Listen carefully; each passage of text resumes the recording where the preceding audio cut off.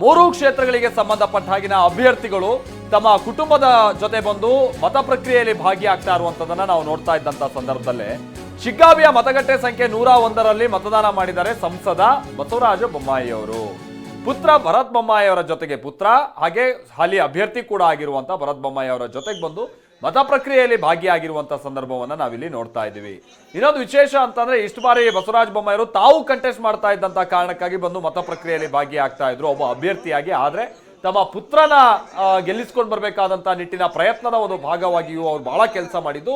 ಈಗ ಅವ್ರು ಬಂದು ಪುತ್ರನ ಪರವಾಗಿ ಸಹಜವಾಗಿ ಮತ ಪ್ರಕ್ರಿಯೆಯಲ್ಲಿ ಭಾಗಿಯಾಗ್ತಾ ಇರುವಂಥದ್ದು ಒಂದು ವಿಶೇಷ. ಆಮೇಲೆ ಹೇಳಿ ಕೇಳಿ ರಾಜ್ಯಕ್ಕೆ 2 ಮುಖ್ಯಮಂತ್ರಿಗಳನ್ನ ಕೊಟ್ಟಂತಹ ಕ್ಷೇತ್ರ ಅನ್ನುವಂಥ ಎಸ್ ನಿಜಲಿಂಗಪ್ಪ ಅವರು ಜೊತೆಗೆ ಬಸವರಾಜ ಬೊಮ್ಮಾಯಿ ಅವರು ಅಂತ ಶಿಗ್ಗಾವಿ ಕ್ಷೇತ್ರದ ಮುಖೇನವಾಗಿ ಪುತ್ರನನ್ನ ಈ ಬಾರಿ ಚುನಾವಣಾ ರಾಜಕೀಯದ ಮುಖೇನವಾಗಿ ಏನಾದರೂ ಒಬ್ಬ ಶಾಸಕನನ್ನಾಗಿ ಮಾಡಿದ್ದೇ ಆದಲ್ಲಿ ಮುಂದಿನ ನಿಟ್ಟಿನಲ್ಲಿ ಕುಟುಂಬದ ಈ ರಾಜಕಾರಣ ಪರಂಪರೆ ಮುಂದುವರಿಸಿಕೊಂಡು ಹೋಗುವಂತ ನಿಟ್ಟಿನಲ್ಲಿ ಒಂದು ಪ್ರಯತ್ನದ ಭಾಗ ಕೂಡ ಹೌದು.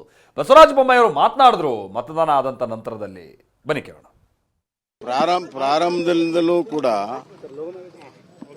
ಯಾವುದೇ ಗ್ರಾಮಕ್ಕೆ ಹೋಗಲಿ ಅಥವಾ 3 ಪುರಸಭೆಯ ವಾರ್ಡ್ಗಳಲ್ಲಿ ಹೋಗಲಿ ಪ್ರಾರಂಭದಲ್ಲೂ ಕೂಡ ಸಾಮಾನ್ಯ ಮತದಾರರ ಬೆಂಬಲ ಭಾಳ ಒಂದು ರೀತಿಯಲ್ಲಿ ಬಹಿರಂಗವಾಗಿಯೇ ವ್ಯಕ್ತಪಡಿಸಿದ್ದಾರೆ. ದಿನೇ ದಿನೇ ಬೆಂಬಲ ಹೆಚ್ಚಾಗಿದೆ ಮತ್ತು ಅವರ ಒಂದು ಸ್ಪಂದನೆ ದೊಡ್ಡ ಪ್ರಮಾಣದಲ್ಲಿದೆ. ಕಳೆದ 2-3 ದಿವಸದಿಂದಂತೂ ಭಾಳ ದೊಡ್ಡ ಪ್ರಮಾಣದಲ್ಲಿ ಅಭಿವ್ಯಕ್ತ ಆಗಿದೆ. ಎಲ್ಲ ಹಿನ್ನೆಲೆಯಲ್ಲಿ ದೊಡ್ಡ ಅಂತರದಲ್ಲಿ ಭರತ್ ಬೊಮ್ಮಾಯಿ ಅವರು ಗೆಲ್ತಾರಂತ ಆತ್ಮವಿಶ್ವಾಸ ಇದೆ. ಸೊ ಇದು ಸಂಗತಿ. ತಂದೆ ಮಗನ ಪರವಾಗಿ ಬ್ಯಾಟಿಂಗ್ ಮಾಡ್ತಾ ಇದ್ದಾರೆ ಅತ್ಯಂತ ಸಹಜವಾಗಿ, ಯಾಕಂದರೆ ಅಲ್ಲಿನ ನಾಡಿ ಮಿಡಿತ ತುಂಬ ಚೆನ್ನಾಗಿ ಗೊತ್ತು. ಇನ್ನು ಚನ್ನಪಟ್ಟಣ ಕ್ಷೇತ್ರದಲ್ಲಿ 10.34% ಮತದಾನ ಆಗಿದೆ ಬೆಳಗ್ಗೆ 7ರಿಂದ 9 ಗಂಟೆ ತನಕ. ಎಲ್ಲ ಕಡೆಗೂ ಕೂಡ ಸರಿಸುಮಾರು 10% ಆಗಿದೆ. ಹೌದು ಹೌದು, ಇದು ಗಮನಿಸಬೇಕಾದಂಥ ಸಂಗತಿ.